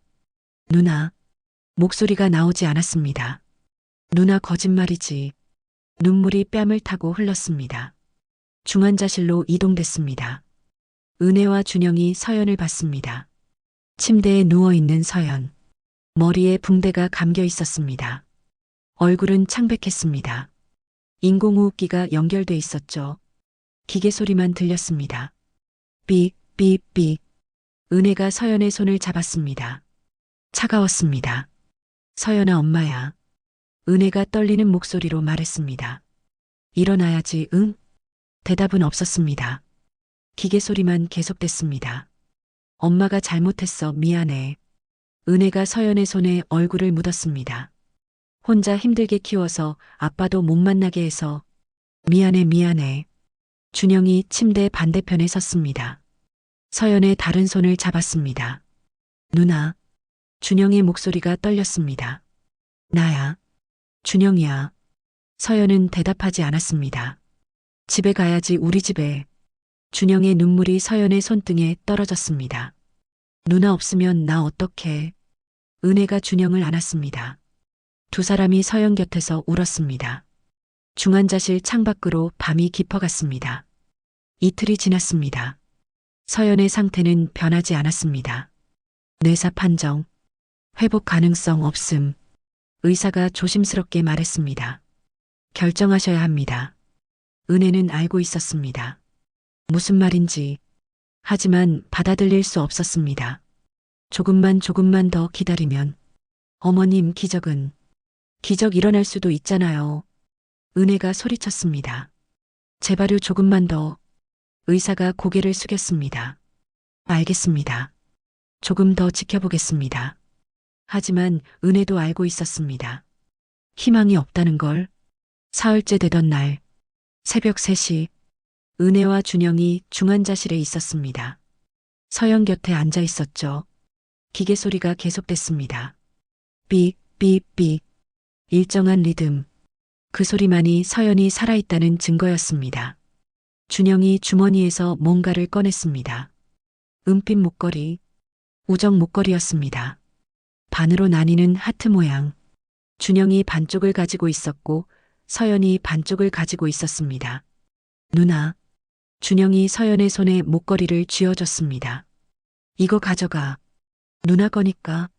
나는 내 반쪽 가지고 있을게. 준영이 자기 목에 건 목걸이를 만졌습니다. 그러니까 꼭 돌아와야 해. 알았지? 눈물이 뚝뚝 떨어졌습니다. 은혜가 준영을 안았습니다. 두 사람은 그렇게 울었습니다. 새벽 3시 17분. 기계 소리가 바뀌었습니다. 삐, 삐, 삐 대신 삐. 긴 소리. 은혜의 심장이 멎었습니다. 서연아. 간호사들이 달려왔습니다. 나가 계세요. 은혜와 준영이 밖으로 밀려났습니다. 문이 닫혔습니다. 안에서 의료진이 움직이는 게 보였습니다. 심폐소생술. 하지만 소용없었습니다. 몇 분 후 의사가 나왔습니다. 마스크를 벗었습니다. 고개를 숙였습니다. 사망 확인합니다. 2025년 9월 4일 새벽 3시 17분. 은혜의 비명이 터져 나왔습니다. 안 돼, 안 돼. 바닥에 주저앉았습니다. 머리를 쥐어뜯었습니다. 서연아. 준영이 벽에 기댔습니다. 천천히 주저앉았습니다. 얼굴을 손으로 가렸습니다. 어깨가 떨렸습니다. 소리 없이 울었습니다. 복도의 울음소리만 울려 퍼졌습니다. 형광등 불빛이 차갑게 내려앉았습니다. 시계 초침이 움직였습니다. 하지만 은혜의 세상은 멈춰 있었습니다. 새벽 3시 17분에 장례식장, 신촌의 작은 장례식장 지하였습니다. 빈소, 서연의 사진이 놓여 있었습니다. 학교 사진, 웃고 있는 서연, 11살의 미소, 조문객은 없었습니다. 친척도 없었고 친구들은 어렸고 이웃들은 몰랐습니다. 은혜와 준영만 있었습니다. 은혜는 사진만 바라봤습니다. 눈물도 다 말랐습니다. 그저 멍하니 앉아 있었죠. 준영이 엄마 옆에 앉아 있었습니다. 11살 소녀는 어른처럼 조용했습니다. 너무 조용해서 무서울 정도였습니다. 누나, 준영이 중얼거렸습니다. 미안해, 내가 더 잘할걸. 내가 더 챙겨줄걸. 은혜가 준영의 손을 잡았습니다. 내 잘못 아니야. 목소리가 쉬어 있었습니다. 엄마 잘못이야. 엄마가 못 지켜줘서. 두 사람은 말없이 앉아 있었습니다. 서연의 사진만 바라보며 밤이 깊어갔습니다. 빈소의 촛불이 흔들렸습니다. 은혜의 마음속에서 뭔가가 부서지는 소리가 들렸습니다. 작지만 선명하게. 그날 밤 은혜는 알지 못했습니다. 이것이 시작이라는 걸, 더 큰 붕괴의 시작이라는 걸, 자신이 곧 모든 것을 잃게 될 거라는 걸, 서연뿐 아니라 준영도, 기억도, 자신마저도. 하지만 지금은 그저 딸의 사진만 보고 있었습니다. 서연아 미안해. 엄마가 못 지켜줘서. 촛불이 깜빡였습니다. 그림자가 흔들렸습니다. 시간은 흘렀습니다. 무심하게. 장례를 치른 지 2주가 지났습니다. 은혜는 쪽방으로 돌아왔습니다. 하지만 같은 공간이 아니었습니다. 서연이 없는 쪽방은 너무 넓었습니다. 텅 비어 있었죠. 은혜는 서연의 책상 앞에 앉았습니다. 서랍을 열었습니다. 공책들, 색연필, 지우개, 그리고 편지들. 은혜의 손이 멈췄습니다. 봉투가 여러 개 있었습니다. 아빠에게라고 적혀 있었죠. 은혜가 하나를 꺼냈습니다. 손이 떨렸습니다. 봉투를 열었습니다. 아빠, 저 서연이에요. 7살이에요. 아빠 얼굴 몰라요. 보고 싶어요. 은혜의 눈에서 눈물이 흘렀습니다. 다른 편지를 꺼냈습니다. 친구들은 다 아빠 있는데 저만 없어요. 또 다른 편지. 아빠, 엄마 너무 힘들어해요. 도와주세요. 마지막 편지. 내일 만나러 갈 거예요. 사랑해요, 아빠. 은혜의 가슴이 찢어지는 것 같았습니다. 서연아. 편지를 가슴에 안았습니다. 그래서 그날, 사고 당일, 서연이 친구 집 간다고 거짓말했던 것, 아빠를 만나러 갔던 거였습니다. 미안해, 엄마가 몰라서. 은혜가 바닥에 주저앉았습니다. 편지들을 흩어졌습니다. 47통, 4해 동안 쓴 편지들, 딸의 그리움이 담긴 편지들. 은혜는 그 편지들 사이에서 울었습니다. 며칠 후였습니다. 은혜에게 이상한 증상이 나타나기 시작했습니다. 아침에 일어났을 때였습니다. 서연아, 학교 늦었어. 은혜가 빈 침대를 보며 말했습니다. 준영이 놀라 엄마를 봤습니다. 엄마, 누나는? 응? 서연이 어디 갔어? 은혜가 두리번거렸습니다. 준영의 얼굴이 창백해졌습니다. 엄마, 누나 하늘나라 갔잖아. 뭐라고? 무슨 소리야? 은혜가 웃었습니다. 장난치지 마. 서연아, 어디 있니? 준영이 엄마를 안았습니다. 엄마 정신 차려요. 은혜가 준영을 밀쳤습니다. 왜 이래? 서연이 찾아야지. 방안을 뒤지기 시작했습니다. 서연아, 서연아. 준영이 울기 시작했습니다. 11살 소년이 바닥에 주저앉아 울었습니다. 1시간 후, 은혜가 진정했습니다. 준영아, 준영을 안았습니다. 미안해, 엄마가 깜빡했어. 은혜의 얼굴이 일그러졌습니다. 누나 정말 없는 거죠? 준영이 고개를 끄덕였습니다. 은혜가 바닥에 무너졌습니다. 그런 일이 반복됐습니다. 이틀에 한 번, 사흘에 한 번, 은혜는 서연을 찾았습니다. 그리고 기억해냈습니다. 다시 무너졌습니다. 한 달이 지났습니다. 은혜는 병원에 갔습니다. 의사가 진단했습니다. 초기 치매입니다. 뭐라고요? 은혜가 믿을 수 없다는 듯 물었습니다. 스트레스성 치매입니다. 극심한 정신적 충격으로 인한. 제가 48인데요. 젊은 나이에도 올 수 있습니다. 특히 이런 경우엔 의사가 처방전을 썼습니다. 약 드시고 정기적으로 오셔야 합니다. 은혜는 처방전을 받았습니다. 약가 20만 원. 은혜의 통장 잔액 3만 2천 원. 은혜는 약을 사지 못했습니다. 집으로 돌아왔습니다. 준영이 기다리고 있었습니다. 엄마, 뭐래요? 괜찮대. 은혜가 거짓말했습니다. 그냥 피곤한 거래. 준영은 알고 있었습니다. 엄마가 거짓말한다는 걸. 하지만 묻지 않았습니다. 11살 소녀는 너무 많은 걸 알고 있었습니다. 은혜의 증상은 점점 심해졌습니다. 편의점 일을 하다가 멍해졌습니다. 여기가 어디지? 물건을 진열하다 말고 주저앉았습니다. 나 뭐하고 있었지? 사장이 은혜를 불렀습니다. 은혜 씨, 괜찮아요? 네, 죄송합니다. 하지만 실수가 반복됐습니다. 결국 한 달 후, 은혜 씨, 미안하지만 사장이 말을 흐렸습니다. 더 이상은 어려울 것 같아요. 은혜는 일자리를 잃었습니다. 수입이 끊겼습니다. 월세를 낼 수 없었습니다. 한 달 연체, 2달 연체, 3달 연체, 집주인이 찾아왔습니다. 더 이상 못 기다려요. 조금만 더. 나도 사정이 있어요. 나가세요. 은혜와 준영은 쫓겨났습니다. 짐을 챙겼습니다. 가방 2개가 전부였습니다. 서연의 물건들도 챙겼습니다. 사진, 옷, 편지들. 준영이 가방을 들었습니다. 엄마, 어디 가요?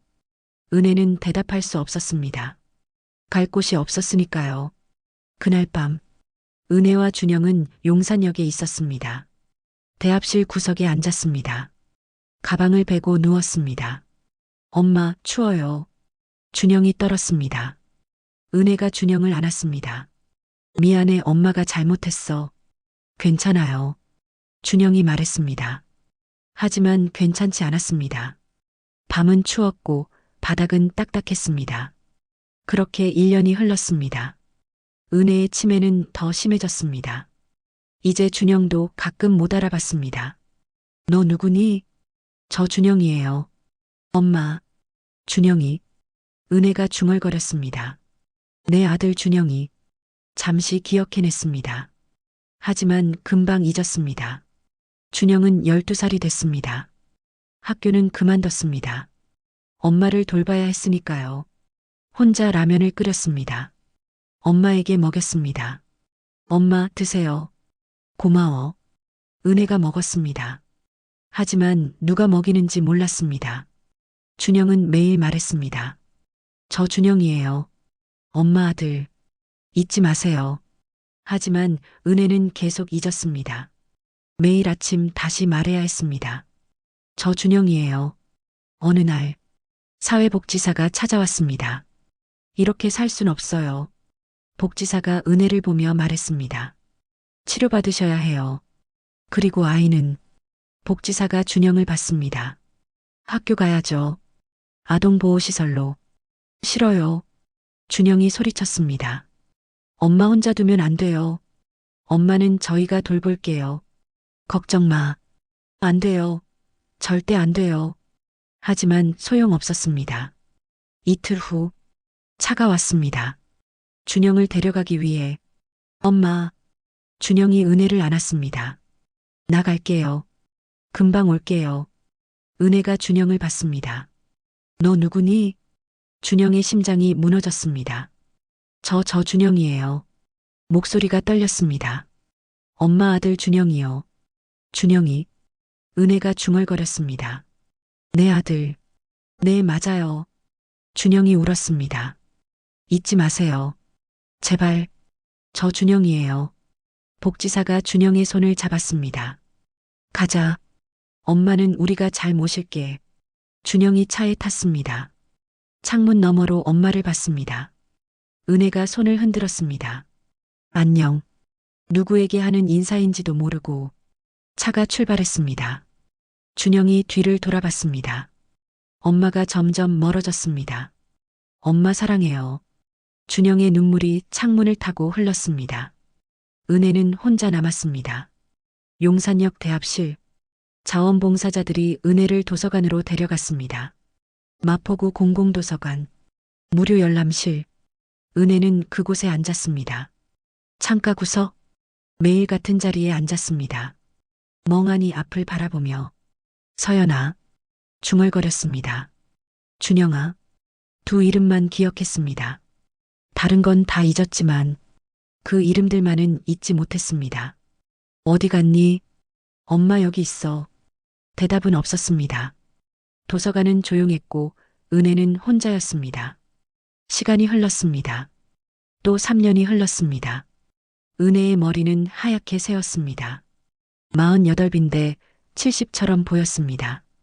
옷은 낡았고 손톱은 때로 까맣게 물들었습니다. 하지만 여전히 매일 같은 자리에 앉았습니다. 서연아 준영아. 그 이름들을 부르며 사람들은 스쳐 지나갔습니다. 아무도 관심 갖지 않았습니다. 한때 누군가의 아내였고 누군가의 엄마였던 여자. 이제는 이름 없는 노숙자. 그렇게 은혜는 세상에 잊혀졌습니다. 하지만 은혜는 잊지 못했습니다. 두 이름을. 서연아 준영아. 매일 부르는 이름. 왜 부르는지도 모르고 누군지도 모르고 다만 가슴속 깊은 곳에서 느껴지는 그리움 때문에 계속 불렀습니다. 도서관 창밖으론 계절이 바뀌었습니다. 봄, 여름, 가을, 겨울. 하지만 은혜의 시간은 멈춰 있었습니다.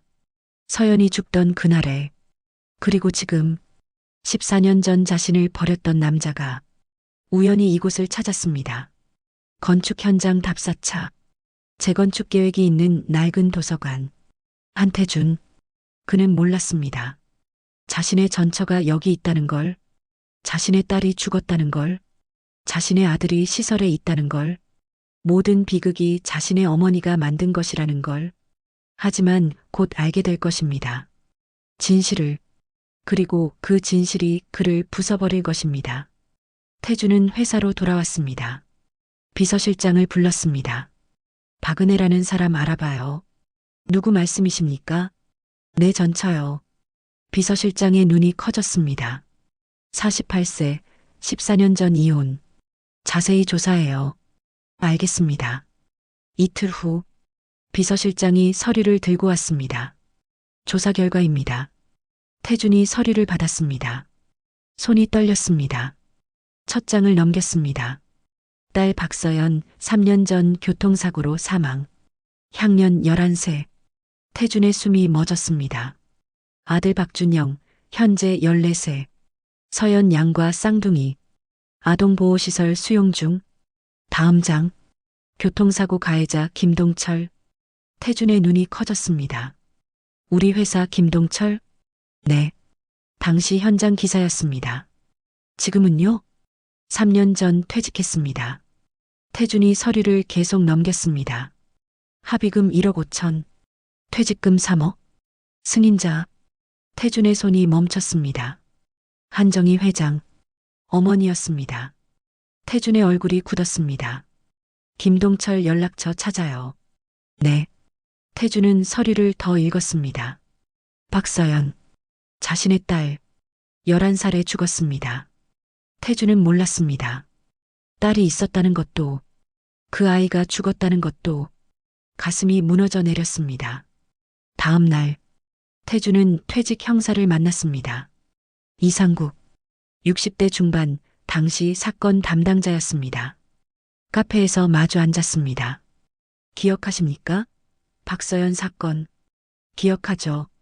이상국이 고개를 끄덕였습니다. 계획된 살인이었어요. 뭐라고요? CCTV 확인했습니다. 의도적 가속이었어요. 이상국이 태블릿을 꺼냈습니다. 영상을 보여줬습니다. 검은 SUV. 횡단보도로 돌진. 브레이크 없이 가속. 태준의 손이 떨렸습니다. 하지만 무마됐습니다.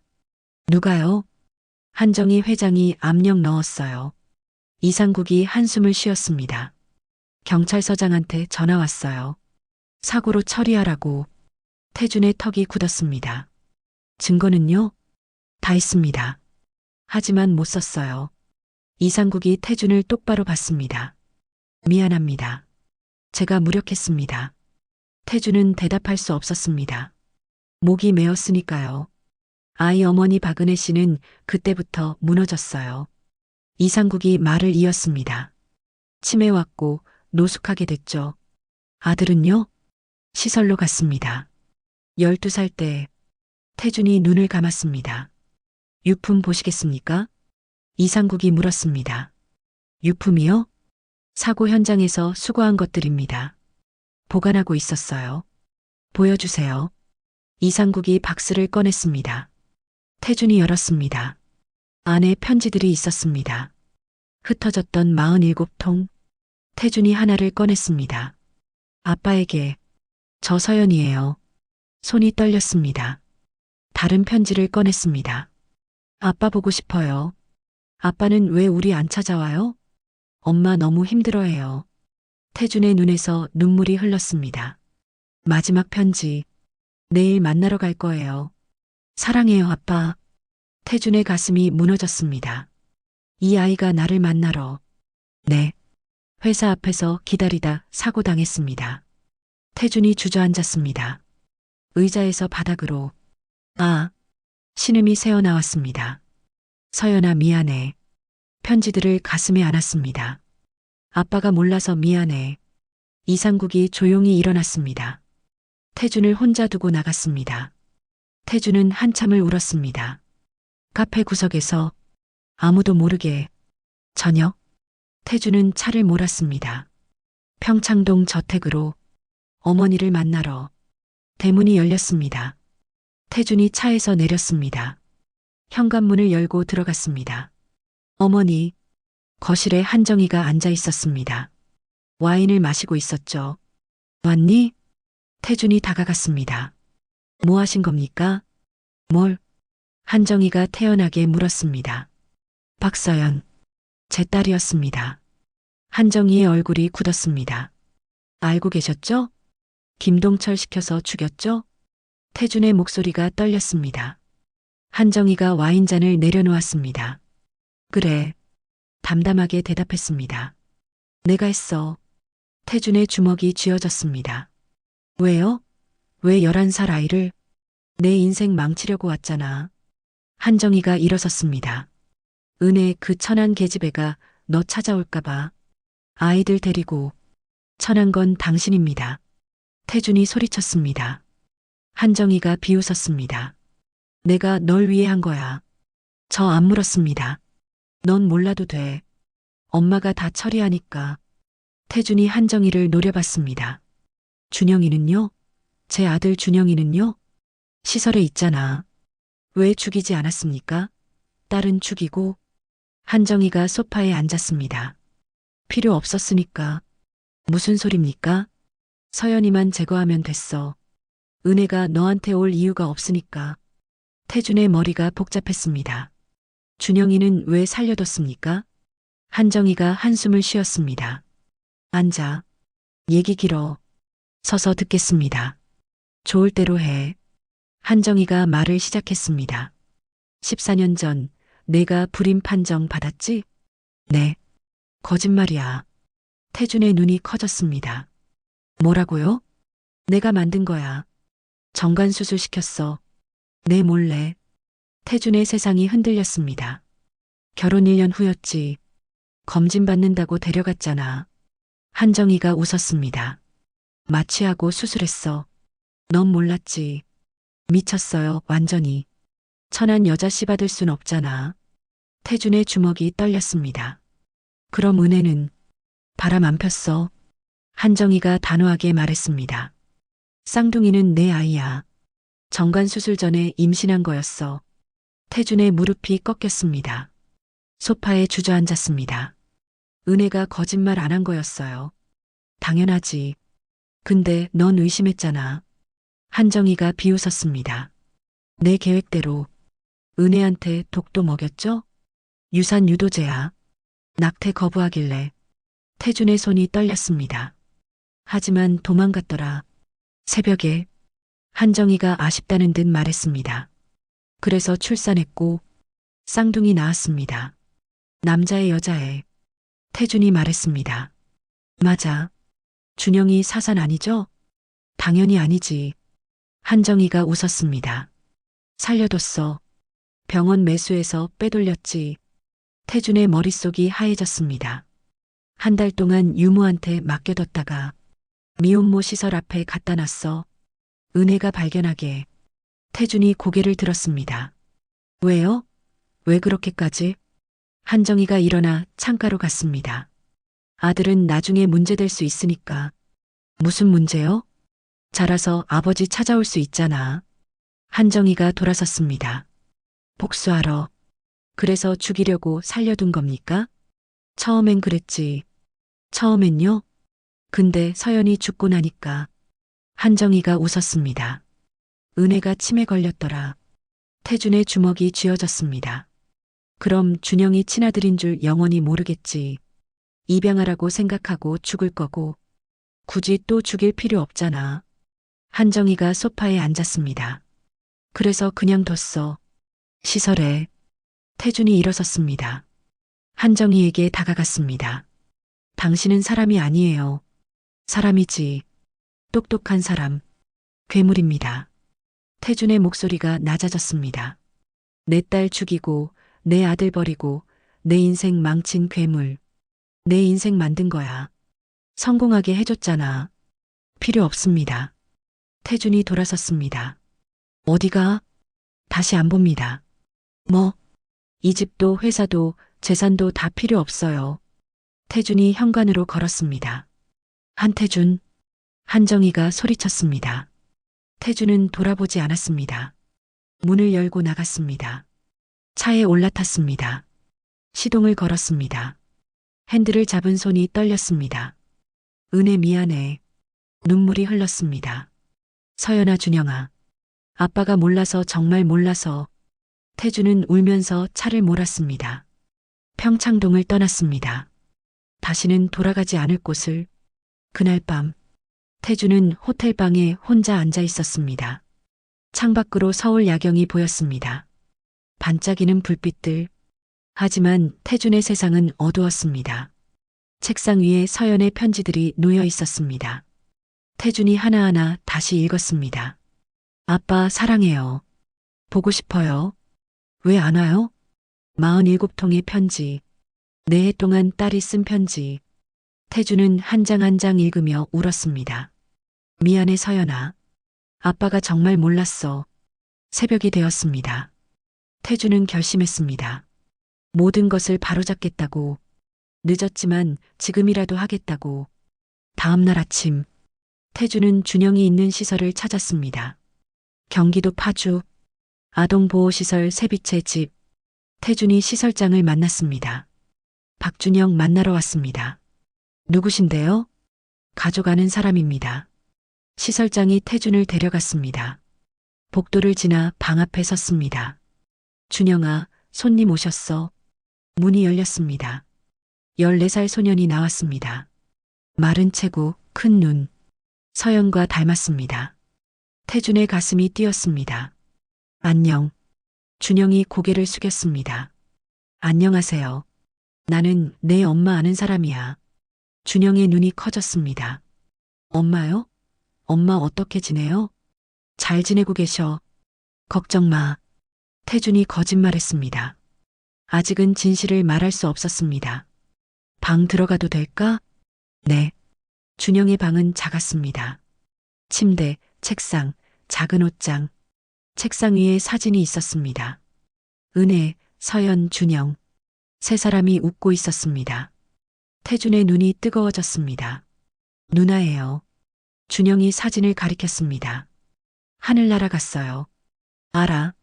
태준이 고개를 끄덕였습니다. 매주 엄마 만나러 가요. 준영이 말했습니다. 토요일마다. 근데 엄마가 저 못 알아봐요. 괜찮아요. 그래도 가요. 준영이 웃었습니다. 억지로. 태준이 준영의 어깨에 손을 올렸습니다. 이제 내가 도와줄게. 네. 엄마도 너도. 준영이 태준을 올려다봤습니다. 누구세요? 태준은 대답할 수 없었습니다. 아직은. 나중에 얘기해 줄게. 약속해. 며칠 후. 태준은 은혜를 요양병원으로 옮겼습니다. 마포구의 작은 병원. 깨끗하고 따뜻했습니다. 은혜는 침대에 누워 있었습니다. 창밖을 보며 서연아 중얼거렸습니다. 태준이 문 밖에서 지켜봤습니다. 가슴이 찢어지는 것 같았습니다. 준영의 입양 절차를 시작했습니다. 복잡했지만 태준은 해냈습니다. 한 달 후 준영이 태준의 집으로 왔습니다. 서울 한남동의 작은 아파트, 평창동 저택이 아닌 새로 구한 곳이었습니다. 여기서 살 거야. 나랑. 태준이 말했습니다. 준영이 고개를 끄덕였습니다. 학교도 다시 다니고. 네. 그리고 주말엔 엄마 만나러 가자. 준영의 눈에 눈물이 맺혔습니다. 감사합니다. 태준이 준영을 안았습니다. 미안해. 늦어서. 준영은 이해할 수 없었습니다. 왜 이 사람이 미안하다고 하는지. 하지만 곧 알게 될 것입니다.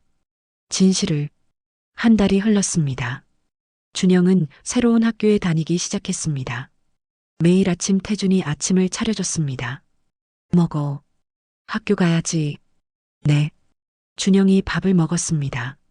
여전히 어색했지만 나쁘지 않았습니다. 토요일마다 둘은 함께 병원에 갔습니다. 은혜를 만나러.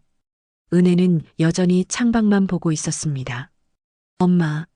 준영이 다가갔습니다. 저 왔어요. 준영이요. 은혜가 준영을 봤습니다. 누구? 저요. 준영이요. 엄마 아들.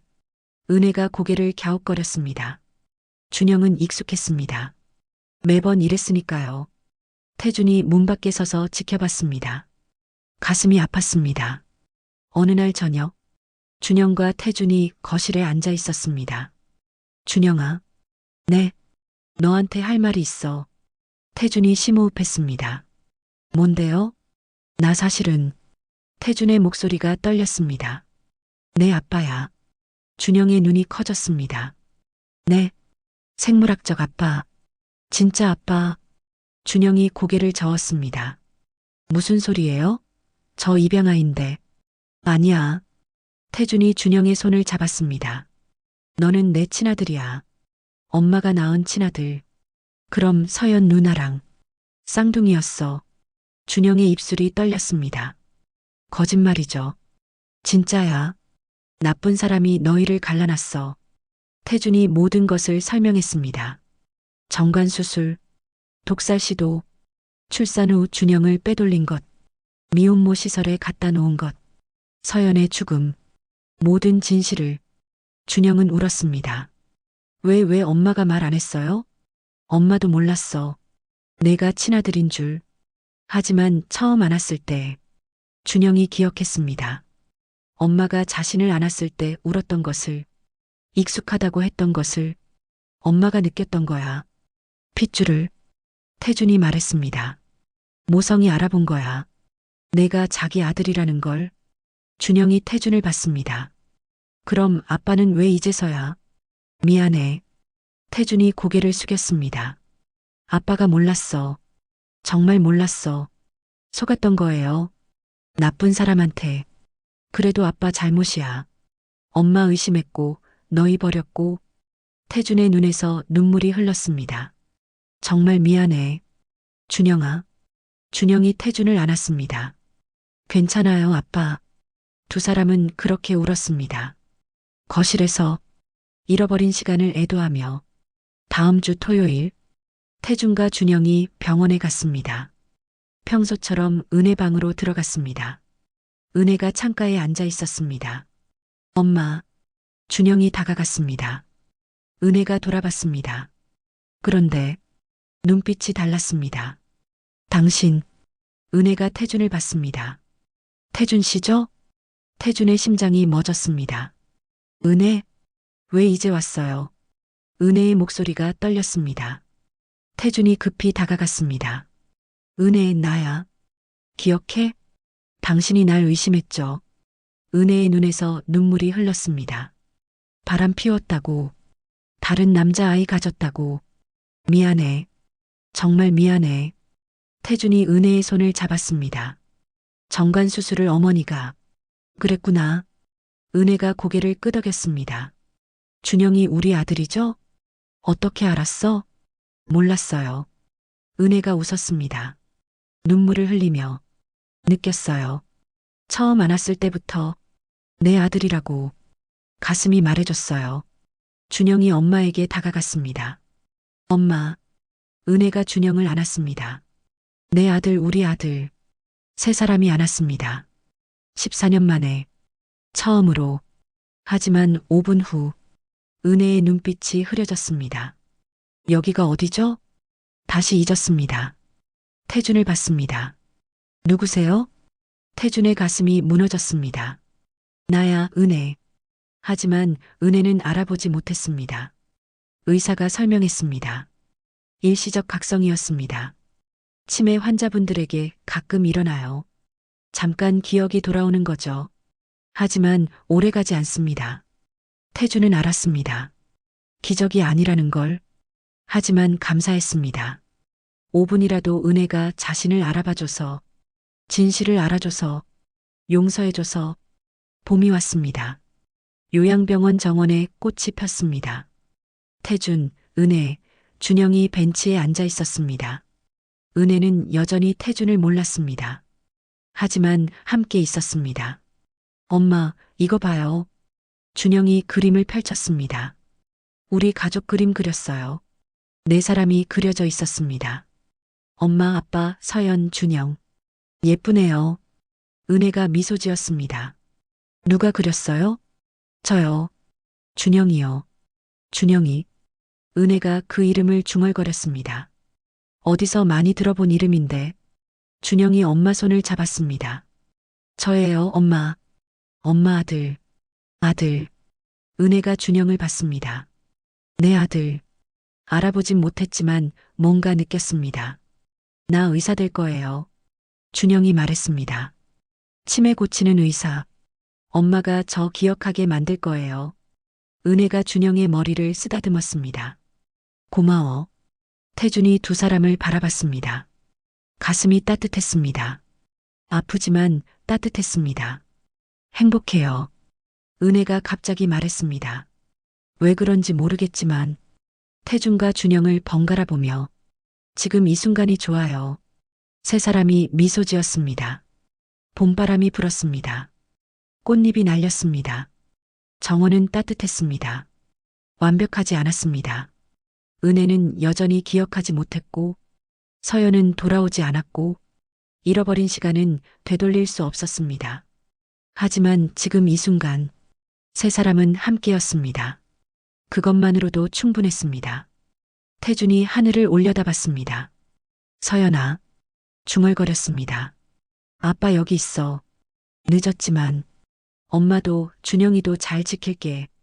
약속할게. 바람이 불었습니다. 마치 대답하듯 태준은 눈을 감았습니다. 미소 지었습니다. 준영이 태준의 손을 잡았습니다. 아빠, 응? 사랑해요. 태준의 눈에서 눈물이 흘렀습니다. 나도 사랑해. 아들. 은혜가 두 사람을 보며 웃었습니다. 누군지 몰랐지만 행복했습니다. 함께 있어서. 해가 저물었습니다. 노을이 정원을 물들였습니다. 세 사람의 그림자가 길게 늘어났습니다. 완벽하지 않아도 괜찮았습니다. 함께 있는 것만으로도 충분했습니다.